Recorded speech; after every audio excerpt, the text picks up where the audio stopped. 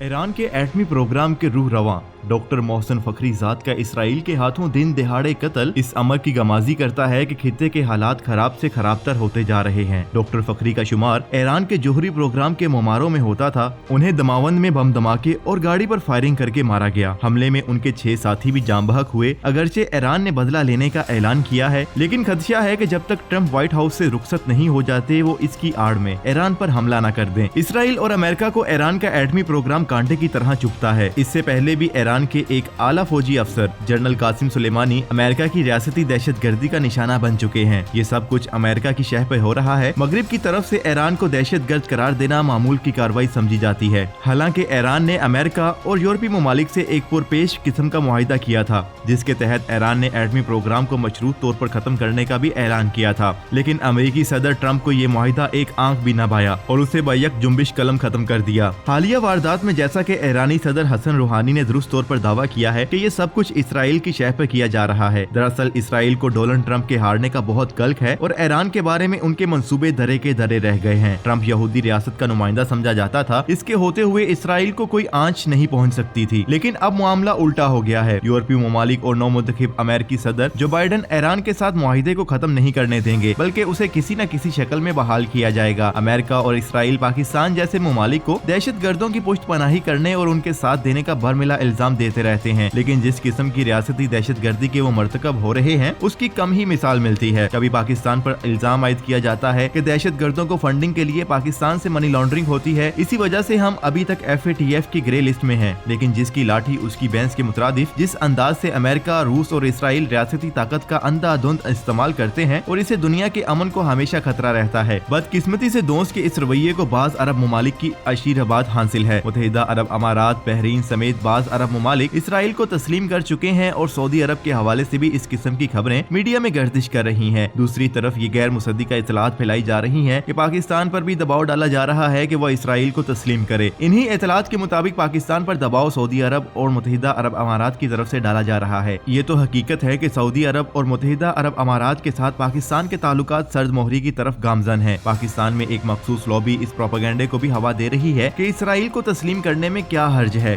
उसने हमारा क्या बिगाड़ा है। अगरचे हुकूमत पाकिस्तान ने इसकी बरमिला तरदीद की है कि इसराइल को तस्लीम करने की कोई तजवीज ज़ेरे गौर नहीं है। इसके बावजूद ये तासुर क्यों उभर रहा है कि पाकिस्तान पर इसराइल को तस्लीम करने के लिए दबाव डाला जा रहा है। सोशल मीडिया पर भी हमारे कुछ मेहरबान इस किस्म की अफवाहें फैलाने में पेश हैं। मुकामे शुक्र है कि वजीर आजम इमरान खान दो टोक अल्फाज में कह चुके कि पाकिस्तान किसी सूरत इसराइल को तस्लीम नहीं करेगा। वैसे भी बानिए पाकिस्तान कायदे आजम मोहम्मद अली जना ने अपनी पॉलिसी बयान में वाज़िया कर दिया था कि इसराइल एक नाजायज रियासत है जिसे उम्मत मुसलिमा के कल्ब में घुसाया गया है और पाकिस्तान उसे कभी भी तस्लीम नहीं करेगा। इस लिहाज से देखा जाए तो ये नजरियाती तौर पर भी बानियाने पाकिस्तान की सोच से गद्दारी तस्वुर होगा। वजीर खारजा शाह महमूद कुरैशी ने फलस्तीन के मसले पर दोबारा पाकिस्तान की दो टोक पॉलिसी का ऐलान किया है, लेकिन यहाँ ये सवाल पैदा होता है कि इस मरहले पर इसराइल नवाज सरगर्मियाँ किसकी शह पर पाकिस्तान में फैलाई जा रही हैं। ये वही लोग तो नहीं जो पाकिस्तान के बारे में नजरियात के हवाले से कच्चे हैं और हर कीमत पर सिर्फ मुनाफाखोरी को ही अपना मजहब समझते हैं। न जाने इन लोगों के नजदीक इसराइल को तस्लीम करने से कौन सी मिठाई मिल जाएगी। ये उस किस्म की लॉबियां हैं जो बरमिला या दिए अल्फाज में कहती रहती हैं कि कश्मीर को बलाए ताक रखकर भारत को जफ्फी डाल लेनी चाहिए, इससे पाकिस्तान को फायदा होगा। लेकिन हमें तमाम ममालिक के साथ खुशगवार ताल्लुकात इस्तवार करने की सही करनी चाहिए और इससे पाकिस्तान को फायदा होगा। पाकिस्तान भारत या इसराइल से जंग नहीं करना चाहता और न ही इसराइल की तरफ से पाकिस्तान के खिलाफ कभी इस किस्म की कार्रवाई हुई जैसा कि ईरान के खिलाफ होती चली आ रही है। लेकिन ईरान हमसाया और भाई मुल्क है। हमने अमेरिका, मगरिब और भारत की मुखालफत के बावजूद एटमी सलाहियत हासिल की है, जिसका मकसद किसी के खिलाफ जारहाना अज़ाइम नहीं बल्कि पाकिस्तान को किसी मुमकिन जारहियत से महफूज रखना है। लेकिन न जाने क्यों सऊदी अरब और मुत्तहिदा अरब अमारात के साथ पहले जैसी गर्मजोशी नजर नहीं आ रही। हाल ही में अमारात ने पाकिस्तानियों के लिए वीजे बंद कर दिए हैं। बाज़ इतलात के मुताबिक ये वीजे कोरोना वबा के तनाजुर में बंद किए गए हैं, लेकिन ऐसे मुल्कों के लिए अभी भी वीजे जारी हैं जहां कोरोना भरपूर तबाही फैला रहा है। दफ्तर खारजा के तर्जुमान ज़ाहद हफीज ने भी वाज़िया किया है कि मसला फलस्तीन के हल तक पाकिस्तान इसराइल को तस्लीम नहीं करेगा। इस सूरत हाल में जब फौजी क़यादत और ना ही सिविलियन क़यादत इसराइल को तस्लीम करने के हक में है, एक सोची समझी शरारत के तहत इसराइल को तस्लीम करने के हक में माहौल बनाया जा रहा है, जो इंतहाई अफसोसनाक है।